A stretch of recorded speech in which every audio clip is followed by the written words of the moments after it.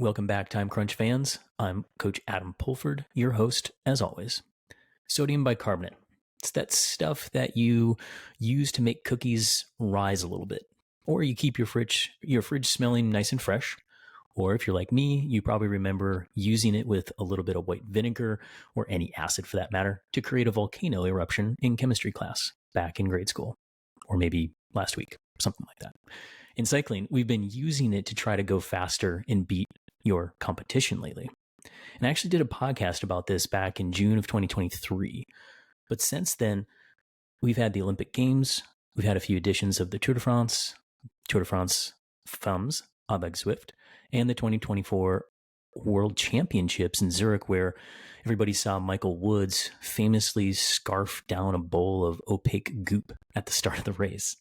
So there's been quite a bit of buzz about sodium bicarbonate yet again. Velo and Outside Magazine have both written articles about it, and after these major competitions, it's sparking even more curiosity about this alkaline sport performance enhancing powder. So what's new with bicarb, and why should you care about it as an athlete yourself? To help explain this, I've brought back in Kristen Arnold, a trusted dietitian in this space, who you've heard on the podcast before. So Kristen, welcome back to the show. Thanks so much. Happy to be here. Yeah. Well, when I've been out at the races, or I hit the group rides, talk to my athletes, or read questions that are being submitted to the pod, I've been hearing a lot about sodium bicarbonate. It's like, should I take it? What's the best way to use it? Is it good for short intensity or long intensity? And how can I take it on the bike? So we'll go over all that and more today. But in particular, we'll explore the question of, is it for short intensity or long intensity? Because that's so curious. I feel like it's kind of shifting in the way that athletes are using it. Maybe people like you are recommending it. So before we get going here, Kristen, remind us what sodium bicarbonate actually does in our body that is beneficial in the way of intense exercise or any exercise. Anytime we're talking about a supplement, we do want to understand the mechanism of action, right? We don't want to just throw things at the wall. I mean, maybe we do, but some science, you go backwards, you know it works, and then you figure out why. Sometimes you're like, what are we trying to produce? What are we trying to change? And then we figure out how to do that. So sodium bicarbonate specifically helps to increase the alkalinity, or the make your blood more basic. So it creates an extracellular environment in which, when we're exercising, a lot of the fatigue we experience is because we're building up hydrogen ions. And so the sodium bicarb, by increasing the alkalinity, we can clear out more of those hydrogen ions and therefore delay fatigue. Yeah. I think the best way to wrap our brains around this is like, a lot of things happen in the body to cause fatigue. Acidosis is a big one that we understand, and there's other things going on, but that acidity in that environment is really a big factor. So anything that can help neutralize that, including just training itself, right? Because as you do more training, you get better at the training. That's one way to do it. Or you take something like sodium bicarbonate that can also help in the cellular ways. And in a previous podcast, I mentioned that before. That is episode number 148, entitled Bicarb Curious, with CTS coach Jason Koop. Check that out, because we do a pretty good job of going deep into like what is going on with that. But this is nothing new under the sun, right, Kristen? I mean, we've been seeing this in exercise physiology and in athletes for how long? At least 40 years. There's definitely studies dating back to the 80s, and that's when there were studies. Potentially people were experimenting with it before then. Yeah. So also remind us, it's like, why was it so hot then, and maybe like went away? Like, what's the problem with sodium bicarbonate? If it's so great, why don't we just like jack ourselves on it every time we go out and pedal our bike? Yeah, I was thinking about that too. As a dietitian, a lot of the reason that we stopped recommending it, even though it is one of the few supplements that's been shown to be effective, there's only 4 supplements that are recommended by the International Olympic Committee, and sodium bicarb is recognized as one of those. But we get a lot of potentially adverse side effects from taking it. The main one being gut issues, things like diarrhea, nausea. But what's interesting to me is, when I was doing research for this podcast, Yes, a lot of the studies showed they had to exclude certain participants because they had GI issues, or maybe they included them. But there was also a pretty big percentage of people that didn't have any symptoms. So I think in the medical community and the sports community, we've written it off because for a lot of athletes, it's just the side effects are not worth it. But at the same time, there could be a lot of athletes out there that it's perfectly fine for. Yeah. Yeah. I think historically it's gotten a bad rap for those potential issues. And I think too, what made me do the first podcast about it was some new products on the market, trying to go around and kind of avoiding the GI issue. Anything from the PR lotion from Amp Human to the kind of latest and greatest Morton bicarb little mixture stuff that people consume to make it easier, or either bypass the gut entirely, or make it easier on the stomach to handle some of this.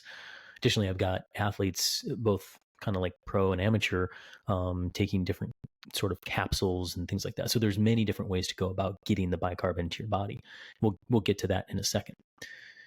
But it's pretty solid in research to say that it improves anything from a anaerobic capacity, like a long sprint, 20, 30 seconds, something like that, all the way out to 12 minutes.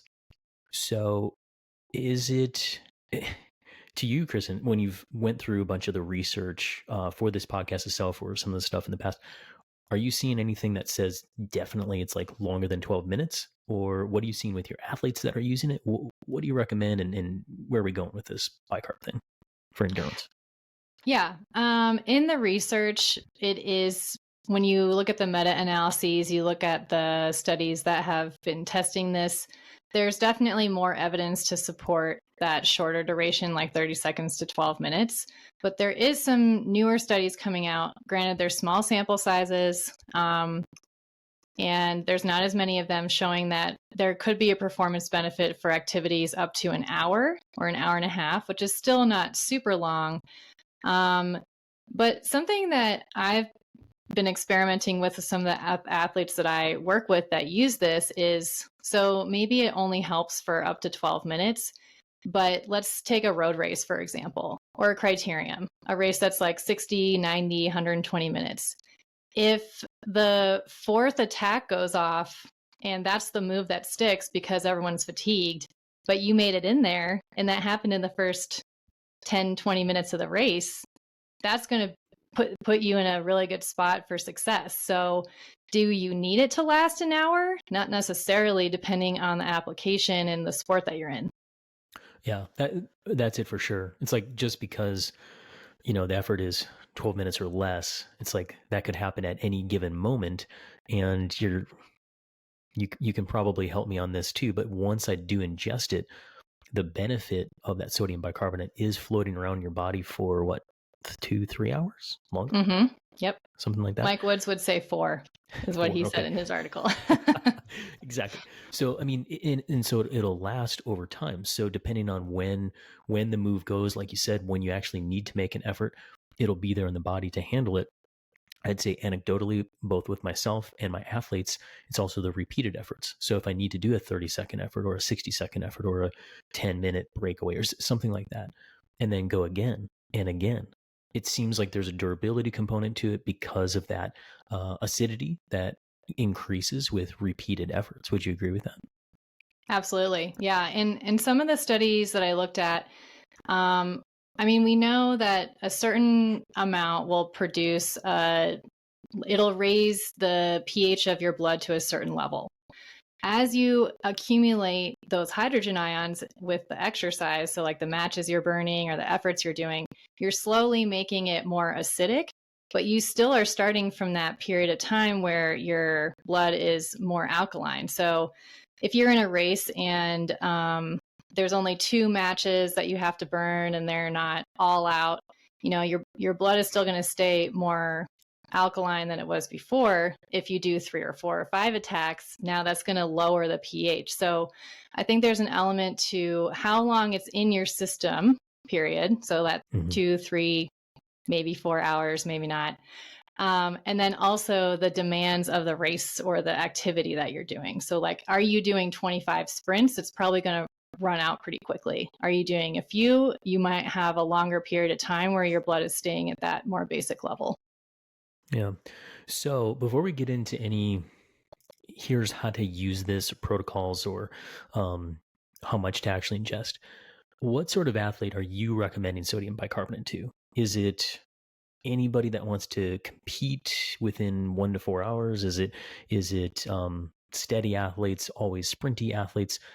And speak to maybe like what sort of athlete with what sort of habits should be looking at somebody supplementing with sodium bicarb. Because if I'm somebody who is kind of the normal masters racer, maybe 40 plus, and I want that extra edge, I'm only training 10 hours a week or less. I want that edge, and it's a safe, recommended by all the authorities. Therefore, yeah, I'm doing it, man. What would you say to that kind of weekend warrior, time crunched athlete who wants the extra edge? Yep. So I'll speak as a registered dietitian with my clients. First, we always want to develop a good foundation of nutrition, right? I think every podcast we talked about this. So we want to make sure that the athlete is meeting their body's energy needs and macronutrient needs, is getting them from primarily whole foods, and overall optimizing the quality of their eating patterns. And then we go to performance-specific nutrition strategies, making sure that they are eating the optimal amounts and types of foods before, during, and after training. And then we get into supplement protocols.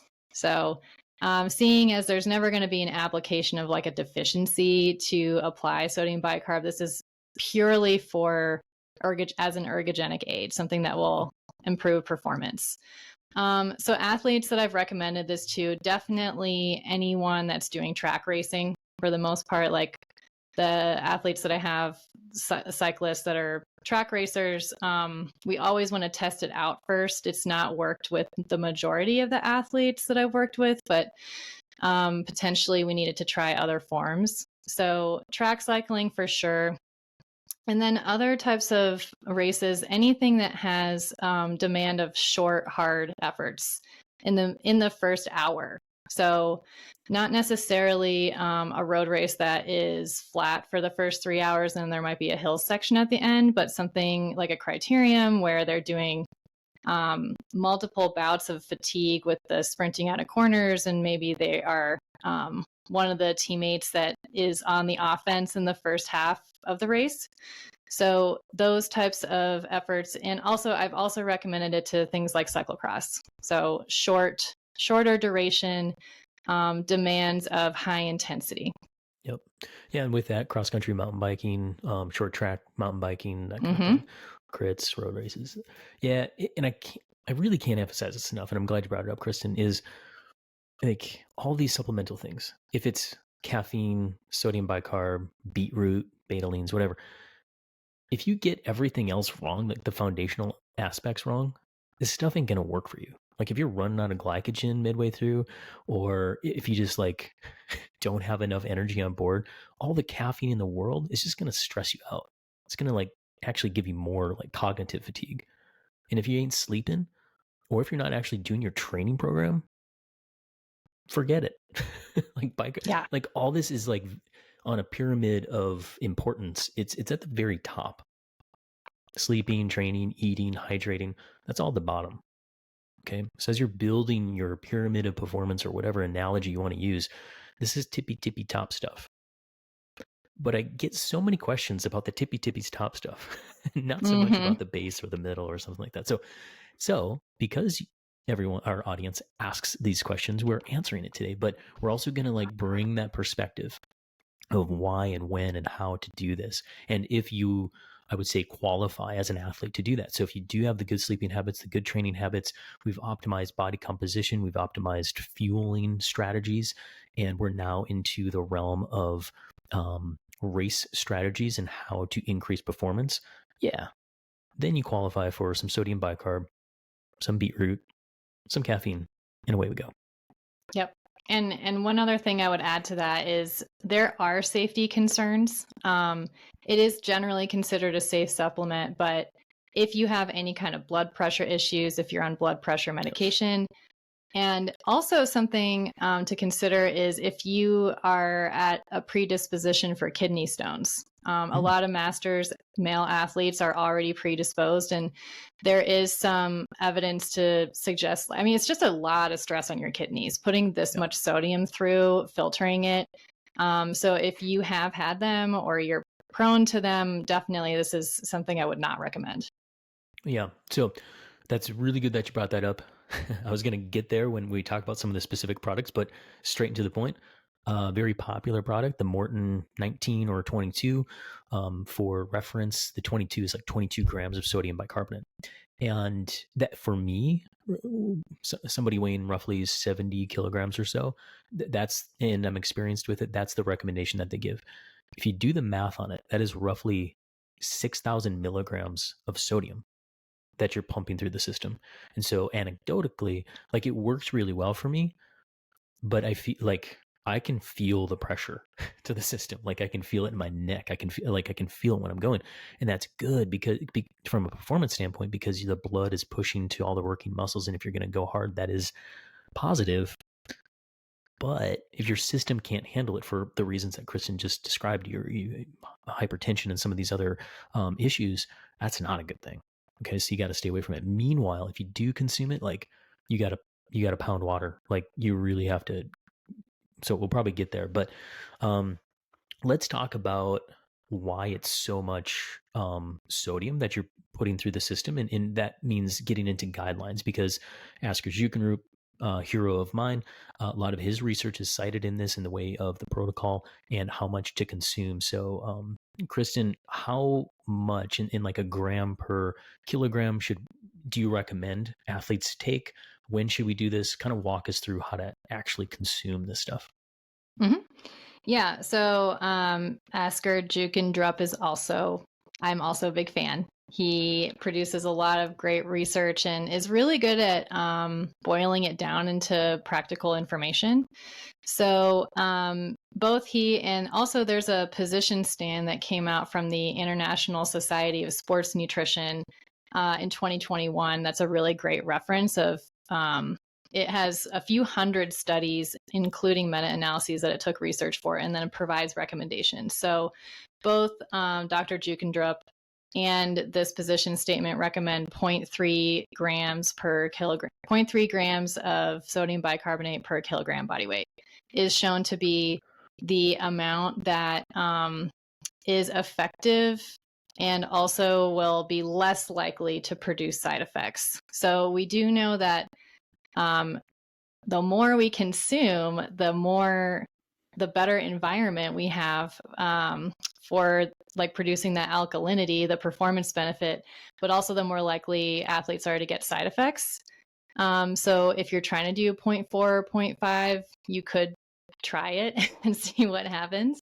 And any less than 0.3, potentially 0.2 has been shown to be helpful, but most studies show that you need at least 0.3. Yeah. And so for everybody listening, it's like the reason we cite research, the reason why we have research is, and then we give it to you in very simple terms, is so that you can start in with what the research says and then dial it in accordingly to yourself. So sure, always experiment, but just know that if you're getting up into the 0.5, it's a warning zone. If 0.3, which is like right in the middle, not working for you, back it down and know that there has been findings to say that a little lower still can improve. But don't just go like dumping in the box of sodium into a glass of water and going for it. Mm-hmm. Yeah. And one other point. So the position statement also talked about how if you take 0.4 or 0.5 grams or grams per kilogram body weight per day up to 3 days before, it can help your performance the next day. So there's, potentially you could take more in over a period of time, limit those GI symptoms for your actual event, and that would also be helpful. Yeah, that's a good point, because in those usage guidelines, so what we've been talking about a little bit more exclusively so far on the podcast is the single dose, where we're taking it before competition. What you just described, that's the multi-dose. So it's essentially like loading your system right before going into the competition. And yeah, the reason you do that is to minimize GI issue on race day. So with single dose, if we swing back to that, there's a window of time to take this before competition that's recommended. Right. And what is that? Yep. So 180 minutes, which is 3 hours before. 3 hours before has been shown to be like the max amount of time before you will start to be out of that window, but also the most time that you have to limit the chance of GI symptoms. So usually 2 to 3 hours before is recommended. Yep. Yeah, and I know with the Morton stuff, I think they were saying like 90 minutes before, like you even like kind of start. So they hedge that their system to neutral or to have limit any GI issue a little. They say 90 minutes. I don't know. Like I've had a couple athletes that's like, oh, I still have a little gurgly, so extend that out to 2 hours, and then kind of a non-issue. So I think too, go with the recommendation. Always adjust accordingly. And as you go here too, and we'll link to a lot of this research both from Dr. Jukenroop and the position statements that Kristen is talking about. We'll link to those that you can go back and start in on that for yourself if you are curious about this, and that'll include both the single dose and the multi-dose recommendations. What's kind of fun here is there's the competition or the day of that we're talking about, so for performance. But there's also recently a pretty cool study coming out from Gabriele Gallo, who has been on the podcast before. And what he did was he looked at some research that had training implications to it. So it's not only the race itself, but it was an 8-week training program that used a control group that didn't take sodium bicarbonate and then had a training group that did take sodium bicarbonate. They did the same training. And what did they find, Kristen? They found, actually, I should have written this down beforehand, but there were performance benefits. So they did actually have higher training adaptations in the group that did use sodium bicarb throughout their training, not just for one workout or one or one race. So, Adam, you might need to help me out here. I believe it was increase the VO2 max, and then there were 2 other metrics. Yeah, so they tested before and after, and what they and they dosed them. I didn't write down the actual dosing, but it followed the general recommendation of 0.2 to 0.3. And they dosed them for the high intensity workouts themselves. They didn't dose them for the endurance. And what they saw was the bicarb group had an increase in VO2 max post 8-week training program, power at LT2, which was basically FTP, and an increased time to task failure, which means essentially time to exhaustion. Or the TTE would be the metric that I talk about on the podcast all the time, related back to WKO5. So essentially, max power production, power at LT2, and when you take a certain amount of work and just go until you can't, that also improved. So what's interesting about this is if you say, well, okay, what does that? What does it mean? How did they get there? If the sodium bicarbonate allows you to do more training in the session itself, and you keep on doing more training sessions like that, you'll get more training effect, and therefore you increase your performance. So it's not shocking to me that the mechanism neutralizes acidity with intensity. You do that a lot of times for training sessions, and then you get even more benefit from the training sessions themselves. It's super curious, and there's a few asterisks here because it's 8 weeks, okay? But then also the group was a recreational active cyclist. So I would say that it fits a lot of like time crunched athletes, maybe, or athletes that are kind of new to the sport, maybe want to have good habits and they want to improve some layers of this. It's not elite athletes. It's not looking at people who have been doing this for 20 years, although I would argue that there's probably going to be some benefit there. But and we'll cite this research, and it's worth looking at because his write-ups are like 5 minutes long, but all the data will be there. But I think that's a pretty strong research. Mm-hmm. Yep. So, I mean, a couple of the inferences there, like things we can extrapolate on, like potentially this population, like these athletes have more room for improvement in their top end in those metrics that you mentioned, like the time to exhaustion. So anytime that we can get those athletes to do more work in those sessions, yes, it's going to produce those training adaptations. So yeah, super interesting study, definitely promising. And like you mentioned, Adam, also, this is mostly applicable for certain types of workouts, right? Like we don't necessarily recommend doing this for lower intensity training, but any kind of high intensity interval training would make sense.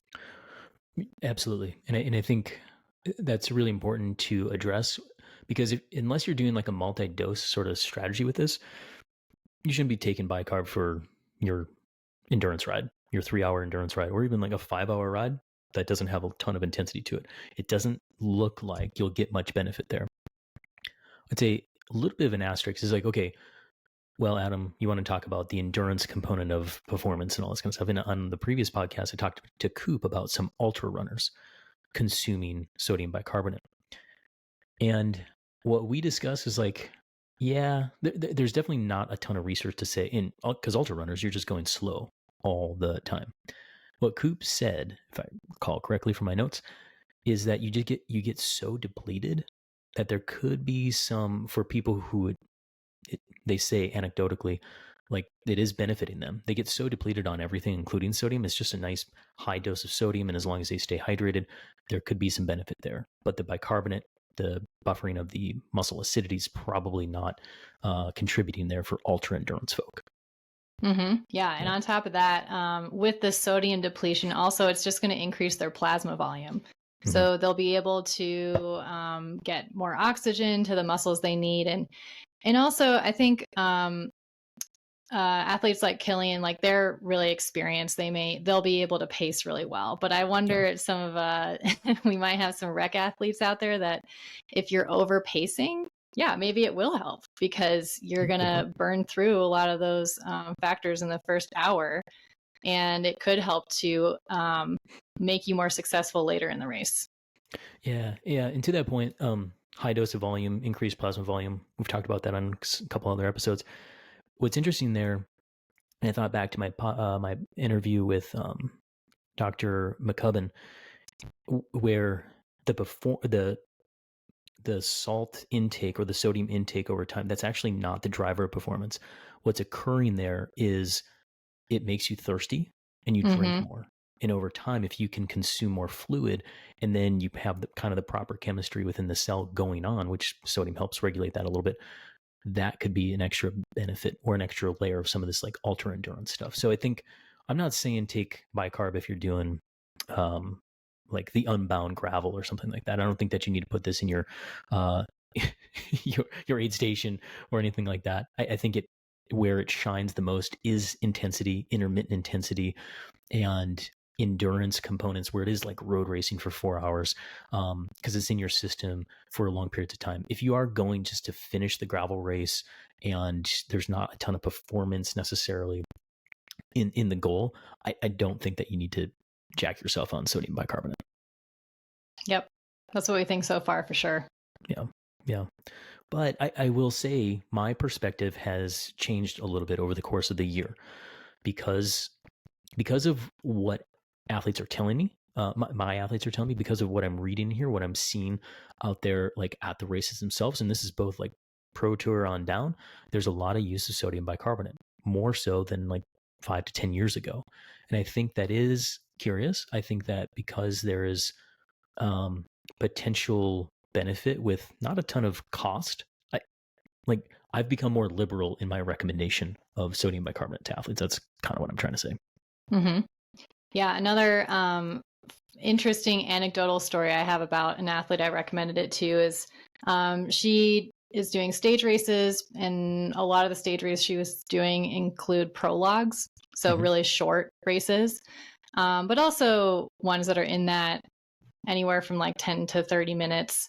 And she reported that she didn't know where her limit was when she was taking it, because now like her body sensations were so much different than she was used to training. Like, when you're doing a time trial, a lot of athletes these days, they don't even still, they're not necessarily relying on their power meter. They're relying on these body sensations to tell them how hard they need to go when, depending on the course features.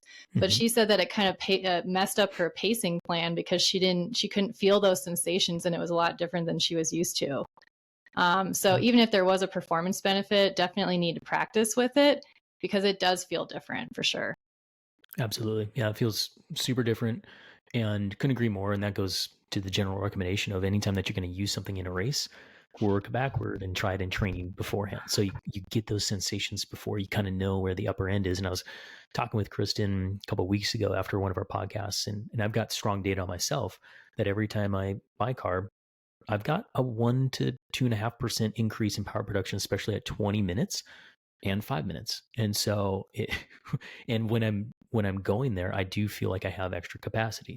It's not going to work for everybody, but those sensations are important, and you can overpace and maybe over deliver in those situations. So it's a curious little product that we are talking about here. So, but to wrap this up, and I think like a little bit in closing here, Kristen, you've been in the sport for a long time.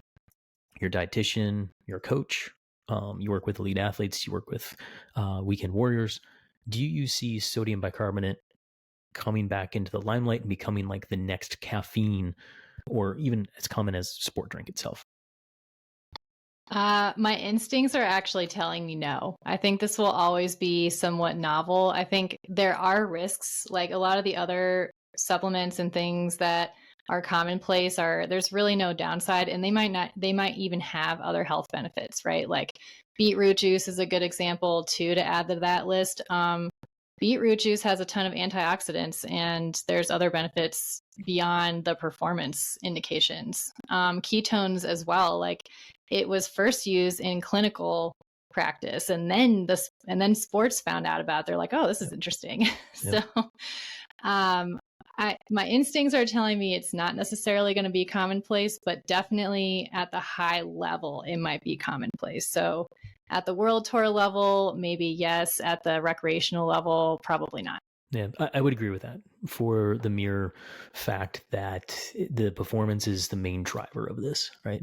And I think with a lot of amateur athletes, I'm just going to say, it's like there's a lot of other stuff on the table that we can work on, and some low-hanging fruit to pick before we pick sodium bicarbonate.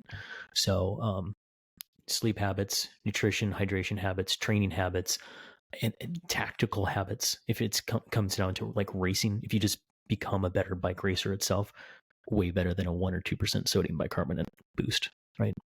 So there's a lot of other stuff to work on. However, for the marginal gain aspect of it, I do think that this will be, I mean, it kind of already is, right? It's one of the marginal gain aspects that we can talk about. Yep. And I mean, even on that note, we know caffeine works, at least in the literature. And like I said, sodium bicarb, we know it works. Like something like ketones is a little bit more subjective depending on what research you're looking at. So it's not whether it works or not. It's like what other factors are holding us back from doing it. Yep, exactly. So kind of in summary, I mean, sodium bicarbonate, definitely here to stay. It's a marginal gains thing. I've become more liberal in my recommendation for both short and long term, but even in that long term endurance, I would say it's best used when you have intermittent intensity or some sort of performance aspect to it. Kristen gave you recommendations on gram per kilogram to take it, and take it kind of a far way out. I think you said 90 minutes up to 3 hours, right? Yep. Yeah. And if you're gonna implement this into a race, make sure you do it a couple times in training, and make sure it works for you so that you don't have a bicarb blowout at some point. I know. I was just gonna say, when you are testing it out, definitely have a bathroom nearby if you can. Like maybe you do it at a training race in a park or something, and and make sure that the doors are not locked, depending on what time of year you're there, because it could happen. You don't want to use a bush if you don't have to. This is all true, but also very good recommendations. So, yeah. Besides that, is there anything else that you want to add to it, Kristen? I think we covered it pretty well. Yeah, marginal gains. I always love talking about these topics. They're always fun, even if it's just fun to listen and think about what could happen with these things. It's good to do. Yeah, agreed, for sure. And I think too, as the research slowly evolves, and also athletes kind of using it in different ways.